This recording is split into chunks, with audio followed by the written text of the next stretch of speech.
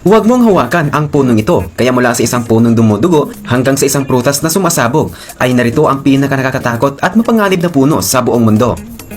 Una ay suriin natin ang shipworm tree. Ang mga shipworm tree ay mga puno na may mga nilalang na tinatawag na shipworms. Ang mga shipworm ay mukhang uod ngunit sa totoo lang ay isang uri ng clam. Pumapasok sila sa loob ng mga punong kahoy na nasa ilalim ng tubig. Kaya kung makakita ka ng puno sa ilalim ng tubig ay umiwas ka na. Ang anumang puno sa ilalim ng tubig ay maaaring pinamumugaran ng shipworms. Ang mga shipworm ay maaaring pumasok mula sa mga puno patungo sa iyong mga braso at binti. Ang mga shipworm tree ay may malalaking butas sa loob kung saan nagtatago ang mga shipworm. Mabilis silang kumakain at kilala na kinukonsumo ang buong barko na lumulubog. Kaya tinatawag silang mga anay ng dagat. Ang mga nilalang na ito ay mukhang napakabaho. Mapanganib din ang paglalakad malapit sa mga ito dahil sa mga butas na ginagawa ng mga shipworm. Nababawasan ang tibay ng puno na maaaring magdulot ng pagguho o pagbagsak nito kapag tinatapakan ng tao. At narito rin ang ghost tree. Ang mga ghost tree sa Pakistan ay nakakatakot na tanawin. Dati hindi may paliwanag ang mga ito, ngunit natuklasan ng mga tao na ang mga puting telang nakabalot dito ay mga malalaking sapot ng gagamba. Kapag bumabaha, umaakyat ang mga gagamba sa mga puno para makatakas sa tubig at dito sila bumubuo ng kanilang mga sapot, ganap na tinatakpan ng mga puno. Dito sila naninirahan at nagpaparami na nagiging sanhi ng libu-libong mga gagamba na pinapangitlog sa mga puno. Bagaman maganda at nakakamangha ang mga sapot, ay huwag kang tatayo sa ilalim ng punong ito dahil mapupuno ka ng mga gagamba. Noong 2012, nagkaroon ng mga ghost tree sa Karachi, Pakistan. Akala mo'y matatakot ang mga tao, ngunit naging masaya pa sila dahil sa libu-libong mga lamok na nagdadala ng malaria ang nahuhuli sa mga puno. Kaya kahit nakakatakot ang mga ghost tree, ay nagligtas naman ito sa kanilang mga buhay. At narito rin ang sandbox tree. Ito ang isa sa mga delikadong puno. Matatagpuan ito sa tropical na bahagi ng USA at South America.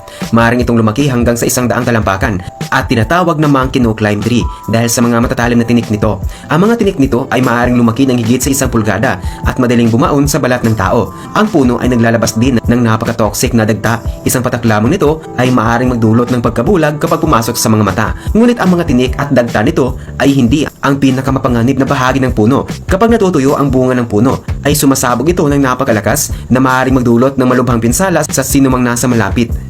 At narito rin ang mapanganib na puno. Kung makakita ka ng puno na may pulang marka, ay umalis ka kaagad. Tinatawag itong manchineel tree, ang pinakadelikadong puno sa buong mundo. Ang manchineel tree ay naglalabas ng malagatas na puting dagta. Ang dagta na ito ay sobrang nakakalason at nagdudulot ng second degree burn at palto sa sandaling dumikit ito sa iyong balat. Kahit isang patak lamang ng dagta na mapupunta sa iyong mga mata, ay maaari kang mabulag. Kung tatayo ka sa ilalim ng manchineel tree habang umuulan, ay malalagay ang iyong buhay sa panganib. Ang tubig ulan ay maghatid ng dagta sa iyo, sinasunog ang iyong balat at kapag ito ay sumingaw, ay malalanghap mo ang napakadelikadong singaw na magdudulot ng matinding pinsala sa baga at pagkalason. Napakadelikado ng manchineel tree kaya't nilalagyan sila ng mga pulang pintura. Pero mas malala pa, ang mga prutas ng manchineel tree ay dinisenyo rin upang tapusin ang buhay ng isang tao. Ang manchineel tree ay nabubunga ng maliliit na berdeng prutas na kilala rin bilang beach apples. Maraming turista ang aksidenteng nakakain ito. Sa una, matamis at masarap ito. Ngunit maya-maya pa ay makakaranas ka ng napakasakit na pagkasunog sa lalamunan. Nahihirapang huminga at sa ilang kaso ay babawian ka ng buhay. Kaya't kung makakita ka ng maliit na berdeng mansanas sa tabi ng dagat, ay huwag mo itong pupulutin o kakainin. At narito rin ang puno na dumudugo. Parang eksena sa isang horror movie, ngunit ito ay tunay na puno na tinatawag na bloodwood tree. Kadalasan matatagpuan ito sa Southern Africa.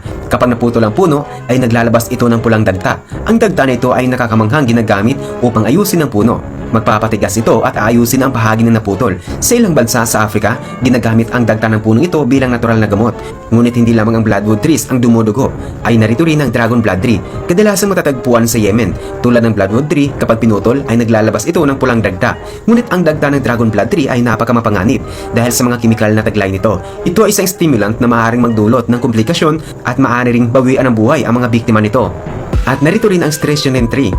Ang stretchionine tree ay nabubunga ng prutas na mukhang kahel, ngunit ito ay puno ng lason. Kung kakainin mo ang prutas na ito, ay magkakaroon ka ng matinding pag-urong ng kalamnan na maaaring magdulot ng pagkasawi sa pamamagitan ng asphyxiation. Ang puno ay pangunahing matatagpuan sa India at Southeast Asia at isa ito sa dahilan kung bakit hindi kumalat ang bubonic plague sa India. Kumakain ng prutas na ito ang mga daga, kaya't nawawalan na rin sila ng buhay bago pa man makahawa sa mga tao. At narito rin ang gimpy-gimpy. Ang pangalan ito ay maaaring nakakatawa, ngunit ito ang pinakamasakit na puno sa buong mundo. Matatagpuan ito sa Australia. Ito ay nagtataglay ng maliliit na karayom na naglalabas ng neurotoxin na katulad sa kagat ng ahas o gagamba. Kapag pumasok ito sa balat mo, ay magdudulot ito ng matinding sakit na maaaring tumagal ng ilang buwan o taon. Walang lunas para dito kaya't pinakamahusay na iwasan ng puno na gimpy-gimpy kung makakita ka nito. At narito rin ang whistle thorn tree. Ang punong ito ay may daan-daang pares ng malalaking tinik na humahaba ng 3 pulgada. Ang base ng mga tinik nito ay mga guwang at dito naninirahan ng mga fire ants. Ang mga fire ants ay nagtatayo ng kanilang mga pugad sa loob ng mga tinik na pumoprotekta sa puno mula sa mga insekto, hayop o tao. Ang kagat ng fire ants ay nagdudulot ng biglaang sakit at pangangati ng balat na maaaring tumagal ng ilang araw. Ginagawa rin ng mga langgam na ito ang mga butas sa puno, kaya kapag umihip ang hangin ay naririnig ang nakakatakot na pag-whistle. Kaya't kung marinig mo ang ganitong tunog sa African savanna ay tumakbo ka na ng mabilis.